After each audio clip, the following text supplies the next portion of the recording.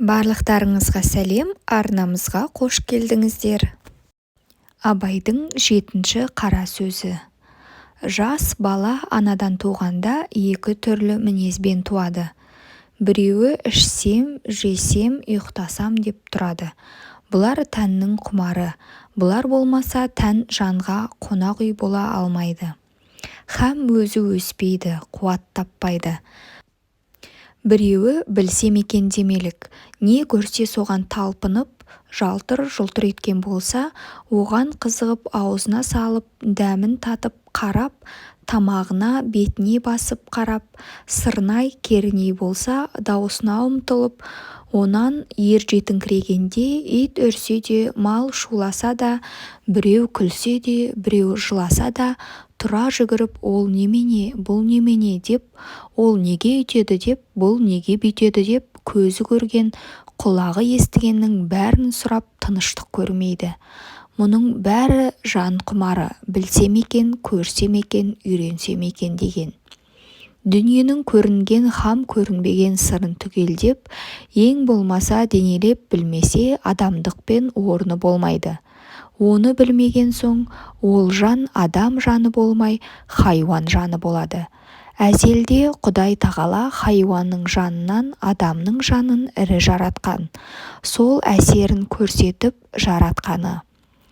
Сол қуат жетпеген, ми толмаған ессіз бала күндегі бұл немене, ол немене деп бір нәрсені сұрап білсем екен дегенде, ұйқы тамақ та есімізден шығып кететұғын, құмарымызды ер жеткен соң ақыл кіргенде орнын тауып ізденіп, кісісін тауып сұранып, ғылым тапқандардың жолына неге салмайды екенбіз?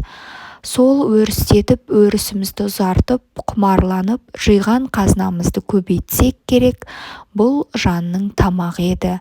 Тәннен жан артық еді. Тәнді жанға бас ұрғызса керек еді. Жоқ, біз олай қылмадық. Ұзақтай шулап, қарғадай барқылдап, ауылдағы боқтықтан ұзамадық. Жан бізді жас күнімізде билеп жүр екен. Ер жеткен соң, күші енген соң оған белетпедік. Жанды тәнге бас ұрғыздық. Еш нәрсеге көңілменен қарамадық. Көзбен де жақсы қарамадық. Көңіл айтып тұрса сенбедік. Көзбен көрген нәрсенің де сыртын көргенге ақ тойдық. Сырын қалай болады деп көңілге салмадық. Оны білмеген кісінің несі кетіпті дейміз. Біреу кеткенін айтса да ұқпаймыз. Біреу ақыл айтса, ой Тәңір-ай, кімнен кім артық дейсің, дейміз, артығын білмейміз. Айтып тұрса ұқпаймыз. Көкіректе сәуле жоқ, көңілде сенім жоқ. Құр көзбенен көрген біздің хайуан малдан неміз артық. Қайта бала күнімізде жақсы екенбіз. Білсек те, білмесек те, білсек екен деген адамның баласы екенбіз. Енді осы күнде хайуаннан да жаманбыз. Хайуан білмейді, білемін деп таласпайды.